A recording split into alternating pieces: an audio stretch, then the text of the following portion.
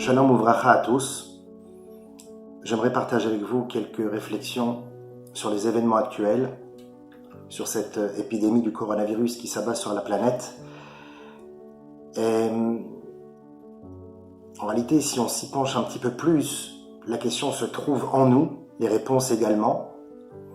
Et de la même manière que, à travers cette épidémie, le Créateur de toutes choses est en dialogue avec l'humanité, alors la question se pose chez nous. Comment réagissons-nous à ce dialogue? Comment allons-nous répondre? Quelles seront nos émotions? Quelle sera notre philosophie, notre état d'esprit? Inquiétude, stress ou légèreté, laisser aller? Évidemment qu'il faut être sérieux, suivre les règles sanitaires, mais les émotions, les sentiments, les réactions, les pensées, les troubles, les inquiétudes, les phobies, est-ce que cela est bon pour nous? Évidemment que non. J'aimerais partager avec vous un passouk dont vous avez sûrement entendu parler, du roi Salomon, l'homme le plus sage de la terre, dans son livre Michelet, les proverbes du roi Salomon, au Perek Yutret, passouk Yudalet, Ruach ish yechalkel machaleu. Salomon nous dit que l'esprit d'un homme viril et fort et courageux contrôlera sa maladie. Veruach nechea mi yisaena, alors qu'un esprit abattu ne pourra pas trouver facilement de l'aide. Rashi, ainsi que le Metsudat David, nous explique longuement l'aptitude, d'ailleurs c'est ce qu'on le retrouve de plus en plus dans le monde du coaching et de la médecine parallèle, l'aptitude qu'un homme doit avoir face à un événement douloureux. L'aptitude doit être la tranquillité, l'apaisement, la sérénité et surtout la confiance. Confiance en Dieu évidemment, créateur de toutes choses, et peut-être plus finement confiance en soi. Non pas parce qu'on se sent fort et parce que Kori ve'otsem yadi asali et tachailazé, ce n'est que par la force de mes mains et par l'intelligence de ma tête que j'y arriverai. Non pas pour cela, mais confiance en la confiance que Dieu a en toi. C'est d'ailleurs le mot Déani que nous récitons tous les matins. Nous disons « Merci Dieu de m'avoir redonné la vie ». Et à la fin, on clôture et on dit « Rabba emunatecha ». Grande est ta foi en moi. Ce n'est pas ma foi qui est grande en toi. C'est ta foi en moi. Comme disait Rabbi Nachman de Breslev, le jour de ta naissance, c'est le jour où Dieu a décidé que le monde ne pouvait continuer sans toi. Cette confiance en la confiance que Dieu a en toi. Finalement, cette quiétude, cet apaisement et cette sérénité permet à l'homme de contrôler sa maladie. Non pas seulement que la maladie physique, aujourd'hui on le voit, ce virus, on entend parler de lui, mais combien de choses terribles tournent autour de nous que Dieu efface de nos yeux afin que nous ne soyons pas paniqués. Aujourd'hui, Dieu met à l'épreuve notre façon de réagir finalement. C'est plus cela qu'une simple épidémie physique et sanitaire. Il faut que les consciences s'éveillent. Et la conscience s'éveille avant tout par l'état d'esprit. Et l'état d'esprit doit être purifié, doit être détaché, doit être élevé, se sentir complètement entre les mains d'Akadosh Baruch Hu. Et c'est la raison pour laquelle nous dit Shlomo HaMelech, l'homme qui est capable de contrôler sa maladie, eh bien c'est celui qui accepte l'épreuve comme un don de force, comme un tremplin. Et s'il l'accepte avec amour et sérénité, alors Akadosh Baruch Hu lui rendra l'appareil et lui donnera une réfoua shelema, déjà premièrement, mais surtout, et d'un point de vue physique, on peut le voir également, il ne va pas créer des mauvaises toxines dans son corps. Son corps va créer une immunité naturelle. Ça, c'est au niveau physique. Mais au niveau spirituel, l'homme se sent complètement entouré, bercé, embrassé par la divine providence. Et dans cet état-là, il n'y a aucune inquiétude qui se met en place. Et à ce moment-là, tu penses bien et tout se passe bien. Parce que l'homme a une influence extraordinaire sur les activités et les événements autour de lui. Ne serait-ce que par la parole, mais aussi par la pensée. Par sa façon de réagir, par sa façon de produire et par sa façon de communiquer avec les épreuves de la vie et avec son entourage et avec, bien sûr, Akadosh Baruch Hu. Un petit peu comme dans un problème de maths. Finalement, tomber amoureux du problème fait partie de la solution. Le problème n'est pas un problème, c'est une étape supplémentaire pour arriver à la solution. Mais la solution n'est pas en rapport avec le problème, la solution c'est la lumière. Et pour atteindre parfois la lumière, eh bien l'obscurité est nécessaire pour qu'on puisse se rendre compte de la grandeur de la lumière. Comme il est écrit, Itaron Or min hachosher. La grandeur de la lumière on peut l'apercevoir seulement grâce à une obscurité préalable. Donc en fait, cette épreuve finalement n'est pas une épreuve, c'est un don d'amour. Akadosh Baruch Hu nous donne ceci parce qu'il s'inquiète de nous. On raconte comme ça un machal, une parabole, un homme qui marche tranquillement sur la plage, sur le sable fin, les mouettes autour de lui, le ciel bleu, le soleil qui tape, magnifique. Et puis à côté de lui, une trace de pas qui le suit. Avec les années et la maturité, il comprend que c'est Akadosh Baruch Hu qui le suit dans chacun de ses pas. Baruch Hashem, Baruch Hashem. Il remercie Dieu chaque instant. Mais voilà que la nuit tombe, que le sable se transforme en boue, que la pluie le terrasse, le froid, le doute, le stress. Et à côté de lui, les traces de pas du bon Dieu ont disparu. Il lève les yeux vers le ciel et il dit « Mais Hachem, quand tout allait bien, j'avais toutes les bonnes raisons de dire merci Hachem. Et d'ailleurs, je le disais. Et tu étais à côté de moi, merci. Mais maintenant que ça va mal, pourquoi tes traces de pas ont disparu? Où es-tu » Et Hachem lui répond « Quand ça allait bien, je me mettais justement à côté de toi pour que tu penses que peut-être le bien qui t'arrive, les événements positifs de ta vie qui surviennent, peut-être penseras-tu qu'ils sont dépendants de ta simple volonté, de ta simple intelligence et de tes simples capacités. Je me mettais de côté afin de te tester pour voir si tu étais capable de croire et d'avoir la foi que même quand tu avances tout seul, eh bien, c'est moi qui est à côté de toi et qui te soutient. Maintenant que ça va mal, tu crois que je t'ai abandonné. En réalité, c'est moi qui te porte. Et la seule et unique trace de pas que tu vois derrière toi, ce sont les miennes. Tu es dans mes bras. Et je souffre avec toi. Mais si par contre, toi, tu es serein, tu es tranquillisé et tu as la foi, alors je ne souffrirai pas. Et je te donnerai en retour une réfoua shelema. C'est la raison pour laquelle, quand un homme suit les ordonnances du docteur, car Akadosh Baruch Hu a permis, dans la Masechet Baba Kama, à propos de la Parashat Mishpatim, Vechi Yerivun Anashim, Akadosh Baruch Hu a permis aux docteurs et au monde scientifique de guérir les hommes. Oui, ils ont cette capacité, puisqu'ils sont soumis au nom de Elohim. Elohim, c'est le nom de Dieu qui crée le monde et qui est attaché à la nature. D'ailleurs, Elohim, Bereshit bara Elohim, Elohim, valeur numérique 86, comme le mot Hateva, la nature. Mais un homme, et en particulier un Ben Israël, a besoin de Yud Kevavke, le nom qui transcende et qui s'élève au-dessus de la nature, qui englobe les mondes. Yud Kevavke, Amonai. Et ce nom-là, si malheureusement on s'attache seulement et on se suffit seulement de la médication, de la médecine, de la science, du sanitaire, eh bien on est attaché seulement au nom de Elohim. Et le nom de Yud Kevavke, malheureusement, on le perd. C'est pour ça que quand un homme est attaché seulement au docteur et à la médecine, alors peut-être que le docteur pourra d'une certaine manière le guérir, mais ça sera une guérison qui n'est pas sûre. Une guérison qui passera peut-être par des souffrances, par des épreuves, et peut-être même une guérison qui donnera suite à un retour, chas v'shalom, de la maladie. Bien que le docteur est un bon docteur, hein. Rofé Shalem, c'est un très bon docteur. Mais si par contre je rajoute Yud Ke Vav Ke à l'intérieur de ce Rofé Shalem, alors cela nous donne, vous pourrez l'écrire vous-même, vous verrez, c'est très intéressant, Refoua Shelema. Quand on rajoute un Yud, un Ke, un Yud et un Ke dans les mots Rofé Shalem, alors on trouve Refoua Shelema. L'inquiétude et le stress, mes amis, c'est ce qu'il y a de pire. Non pas seulement la panique des médias, parce que je ne peux même pas parler de cela, malheureusement on passe plus de temps sur nos téléphones et sur nos ordinateurs que dans nos livres, alors que Hakadosh Baruch Hu, à la fin des temps, il dit justement les preuves de la venue du Mashiach, c'est que les hommes seront affairés à l'étude de la Torah, puisqu'il n'y aura plus besoin de travailler. On est dedans, mais bon, malheureusement on est accroché à nos news et on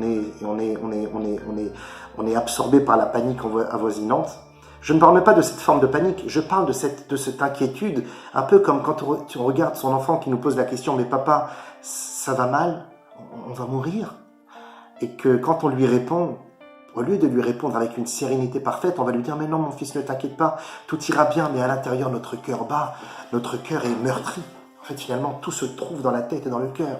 Il faut apprendre à s'apaiser, il faut apprendre à méditer, à contrôler ses émotions qui malheureusement sont les fruits d'un cœur non contrôlé, alors que s'il est contrôlé par la méditation, le cerveau, la réflexion, et évidemment, comme dit le Rambam, Emuna Zoyedia, la foi, eh bien c'est la pensée, la foi c'est la connaissance, la foi c'est l'intelligence.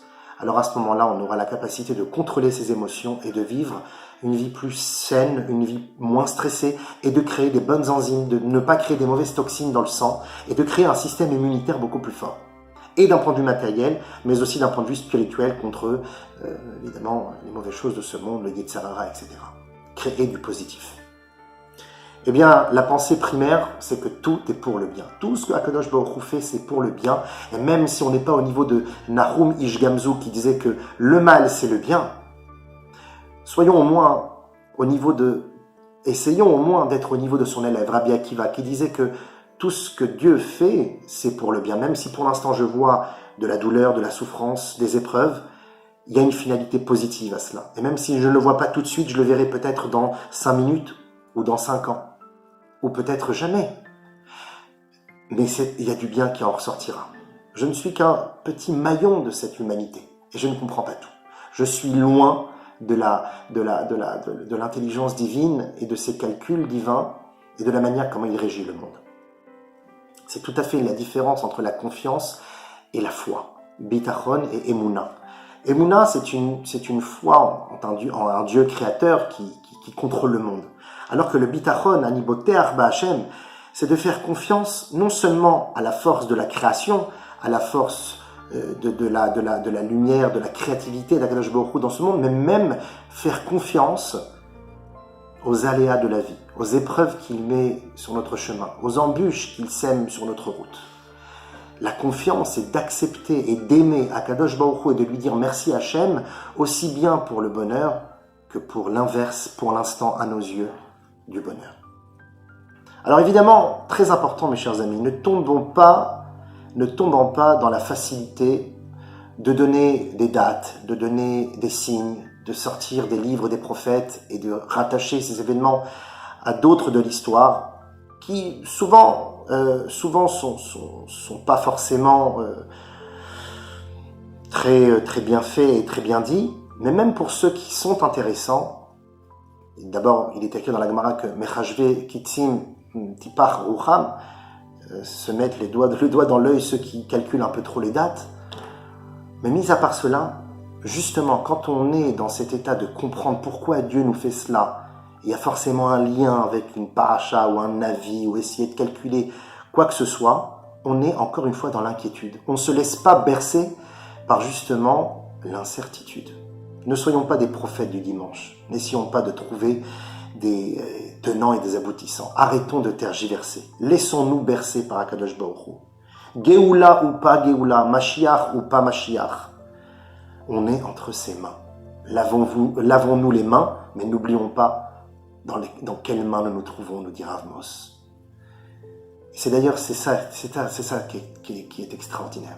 On vit dans une période où les civilisations s'effondrent, les nations sont dans la panique, la bourse est en train de s'écraser. On vit dans une incertitude la plus parfaite. Il n'y a pas plus beau que l'incertitude. Pourquoi ? Parce que finalement, quand on se rend compte des choses profondément, on n'a jamais été certain de quoi que ce soit. On faisait semblant d'être certain, mais on est certain de rien. Et aujourd'hui, Dieu nous donne l'occasion de remarquer qu'on n'est jamais certain. Donc embrassons notre incertitude et laissons-nous aller dans notre impuissance. Faites la paix avec finalement cette non-capacité humaine d'avoir des réponses. Autre point que j'aimerais aborder avec vous, c'est le fait que ces événements tombent en particulier pendant une période extraordinaire du mois de Hadar, le mois de la Simcha, le mois de la Emouna, de la délivrance de Haman, le mois de la Hardout, des mitzvot de Purim, de l'unité. À la veille de Pessah, où justement la première mitzvah de Pessah, ça va être Maot Ritin, de rassembler de la nourriture pour les pauvres, ainsi que la dernière mitzvah et la plus forte mitzvah de Purim qui se relie à celle de Pessah, c'est Matanot Laevionim. Et 30 jours déjà avant la fête, on commence à donner des cadeaux aux pauvres. Donc depuis Purim, finalement ces deux fêtes sont les fêtes de la Hardout, et puis c'est la raison pour laquelle nos sages nous disent que Purim est la seule fête qui perdurera après la venue du Mashiach. D'autres rajoutent d'autres événements, mais tout le monde est d'accord pour dire que Purim perdurera après la venue du Mashiach. Purim, Pessah, deux Géoulot extraordinaires. Et Akadosh Baruch Hu, entre ces deux événements, finalement, nous donne ces signes. Pourquoi ? Pourquoi nous séparer alors qu'on a besoin d'Ardout ? Vous savez ce que dit le Rabbi Lubavitch ? Il dit que parfois la meilleure manière de s'unir, c'est de se désunir. Ça veut dire quoi ? S'unir à quelqu'un qu'on accepte, qu'on aime, qu'on apprécie, ce n'est pas de l'unité. C'est tout simplement du bon sens. Tout au moins, un sentiment d'intérêt. Alors que s'unir avec quelqu'un qui est différent de nous, et de se sentir complet seulement grâce à l'autre, un peu comme le Machatzit HaShekel, le demi-cycle, je ne suis qu'une moitié sans toi, même si tu es différent, c'est ça la véritable Hardout. La Hardout, c'est pas se dire que toi et moi on est les mêmes. La Hardout, c'est de se dire qu'on est différents, et c'est nos différences qui amènent l'osmose, qui amène l'équilibre. C'est reconnaître la différence de l'autre. C'est presque même tomber amoureux de ses défauts. Un peu comme dans une histoire de couple. N'essaye pas de changer ta femme ou ton homme. Essaye non pas seulement d'apprendre à vivre avec ses défauts, mais comprendre que ces défauts font partie de tes qualités, feront partie de ton don de qualité. Vous savez, il y a une grande différence entre la gaieté et la joie. La gaieté, c'est superficiel. La gaieté nécessite un événement. La gaieté est contrôlée par une ambiance, par un laisser-aller, alors que la joie, c'est quelque chose de profond, qui ne se limite à personne, qui ne se limite à aucun événement et à aucune ambiance. La joie, c'est quelque chose et c'est un sentiment complètement personnel et privé. En fait, on pourrait pleurer et être joyeux. On pourrait être sérieux et être joyeux. La joie, c'est un sentiment de tranquillité finalement. C'est pour ça que Simcha, les mêmes lettres que Mashiach, c'est une rédemption, une libération de l'âme. C'est ça la véritable Simcha. Et voilà la véritable Hardout. La véritable Hardout, aujourd'hui, elle se fait ressentir. Dans des moments justement où Hachem nous éloigne les uns les autres. Il nous met en confinement. Il nous demande même de nous désunir au moment du minyan. Mais c'est la plus belle manière de se réunir. C'est la plus belle manière de se dire « comme il me manque mon ami, comme il me manque mon minyan, comme elle me manque ma communauté ». De se rendre compte de la valeur des choses, malheureusement quand elles ne sont plus là.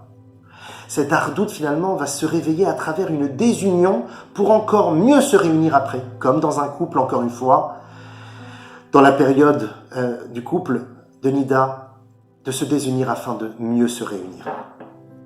Et voilà pourquoi, à la veille de cette parashat Vayakel Pekudei, Akadosh Baruch Hu, alors que dans cette paracha, on va justement parler du rassemblement. Comment peut-on parler de rassemblement alors qu'on se désunit ? Eh bien, en réalité, le rassemblement se fait de cette manière. Chacun dans sa maison, chacun dans son foyer va penser à l'autre, va penser au Ham Israël. Pas parce qu'on se retrouve à la synagogue ensemble, parce que c'est facile d'être ensemble, de se mettre les bras en dessus-dessous et de chanter ensemble les Chaim et merci Hachem quand tu es accessible, tu es devant moi.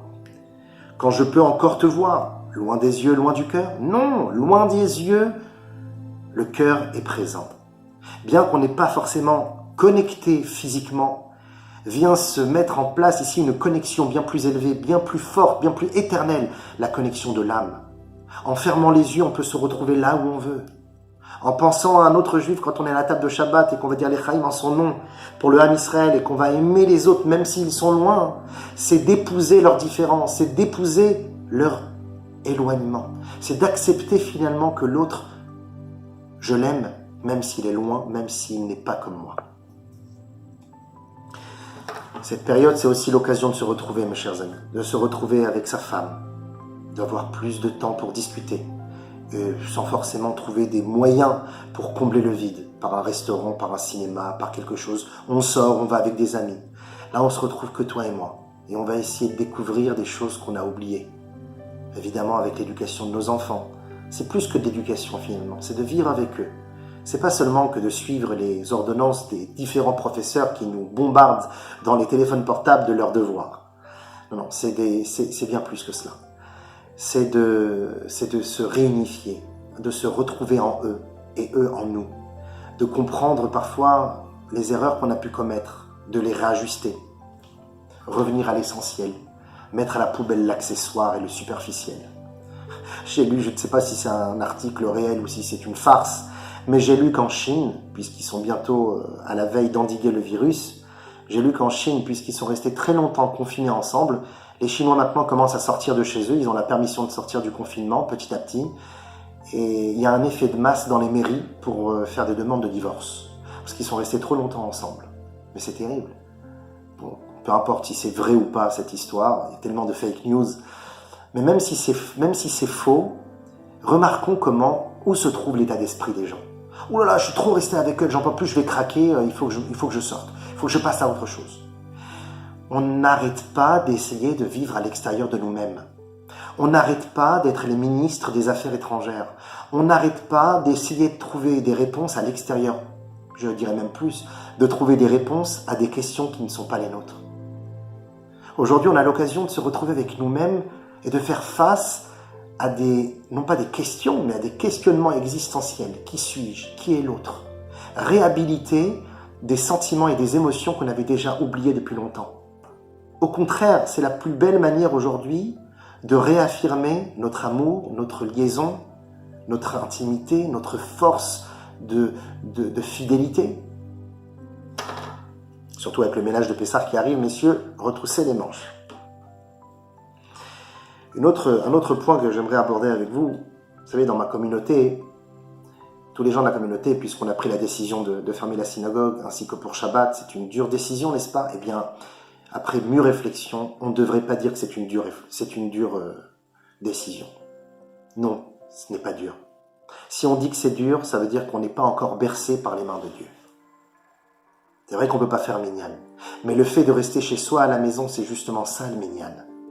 Le fait d'accepter l'incertitude et d'être bercé par les mains d'Akadosh Baruch Hu, quoi qu'il arrive, même si c'est pas pour se retrouver en minyan ou pour lire la Torah, cela fait partie du processus divin. Cela fait partie de la volonté divine. C'est même pas fait partie, c'est la volonté divine. Ne pas s'en soumettre, eh bien malheureusement on passe à côté de la vérité. On passe à côté du Hémet, on passe à côté de l'Akadosh Baruch Hu. Hachem, il nous donne l'occasion aujourd'hui de partout où on se trouve de faire un minyan dans notre cœur, dans notre maison, avec nos enfants. Pourquoi pas ouvrir un Chumash et dire à voix haute la paracha de cette semaine, même si on n'est pas quitte de la lecture de la Torah. Mettons de côté notre envie, parce que finalement, celui qui a l'habitude d'aller à la synagogue, pour lui, oh là là, on m'enlève la synagogue. Vous savez, en Israël, on a découvert que les personnes âgées qui vivaient le plus longtemps, c'est ceux qui avaient une vie communautaire, qui étaient actifs dans la vie de la communauté. Ah, j'ai besoin de ma communauté, sinon je meurs. Mais ça veut dire quoi? À un certain moment, tu ne peux pas te retrouver avec toi-même et comprendre qu'en toi, il y a le minyan, qu'en toi, il y a la synagogue, qu'en toi, il y a toutes les forces et toutes les réponses. Alors, je ne demande pas ça tout le temps. Vous savez qu'à l'histoire de Purim, Aman, il a jeté les dés le 13 Nissan. Ce qui fait qu'on a jeûné le 14, le 15 et le 16 Nissan. C'est le premier et le dernier Pessah qu'on n'a pas jeûné, qu'on n'a pas mangé de matzot et qu'on n'a pas bu de vin. C'est terrible, et pourtant ça a apporté la délivrance de Purim, juste après, 11 mois plus tard, avec le 13 Adar. Il y a une histoire très jolie qu'on raconte à propos du Rav Elimelech de Lizenz qu'on a fêté il n'y a pas longtemps, sa Iloula, ainsi que de son frère Reb Zouché de Anipoli. Ces deux grands tzadikim, ces génies de la Torah, ces pieux, étaient des tzadikim errants. C'était un petit peu leur fonction, c'était d'aller de ville en ville, de village en village, et de diffuser la parole divine et d'aller chercher des âmes égarées. Un jour qu'ils étaient à la croisée des chemins, ils s'étaient retrouvés à la frontière d'un pays, ils n'avaient pas les laissés-papiers nécessaires, et ils se sont fait arrêter par la police avec une bande de brigands. Ils se sont retrouvés en prison, et à un moment, Rabbi Zouché d'Anipoli a commencé à pleurer.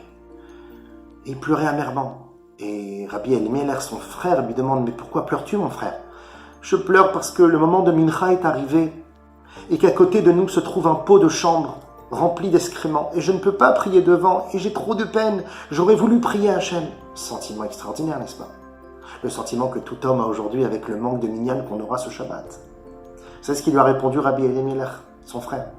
Il lui a dit, mais mon frère, de la même manière que Dieu te demande de prier, il te demande maintenant de ne pas prier.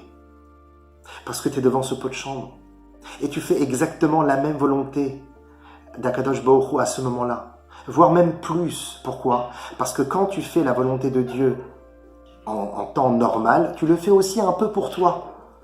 Parce que c'est un moment sympathique de prier, c'est un moment de ressourcement, c'est un moment de réhabilitation de ta neshama, une sorte finalement de thérapie de l'âme.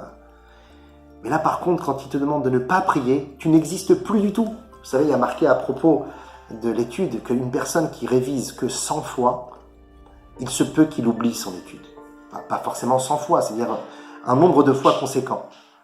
Alors que celui qui révise 101 fois, une fois de plus, eh bien c'est celui qui se dépasse. Pourquoi? Et la Torah nous dit à ce moment-là, il n'oubliera jamais son étude. C'est la 1e fois qui va permettre à sa mémoire d'être éternelle. Comment cela se fait-il? Tout simplement parce que les 100 premières fois, tu as étudié pour toi. Alors que la 1e fois, la 101e fois, tu l'as étudié pour lui, pour Akadosh Baruch Hu. C'est pour ça que la Gemara nous dit, le Pirkei Avot, Batel retzoncha mipnei retzono kedei sheivatel retzono lifnei retzoncha. Annule ta propre volonté. Je veux prier en minyan, je veux me retrouver en communauté comme d'habitude. Annule cette volonté devant la sienne qui t'a demandé que maintenant, on n'est pas au temps du communisme où on doit se cacher pour faire un minyan. On est à un moment où Hachem nous demande justement de nous retrouver dans nos maisons, comme à la veille de la sortie d'Égypte. Si tu ne le fais pas, tu passes à côté de la volonté divine. Eh bien, à ce moment-là, tu dois être aussi joyeux et même plus, parce que à ce moment où tu ne vas pas faire ton minyan, faire ta Kriyat Torah, tu laisses une place encore plus forte à Akadosh Baruch Hu, et toi, tu t'effaces.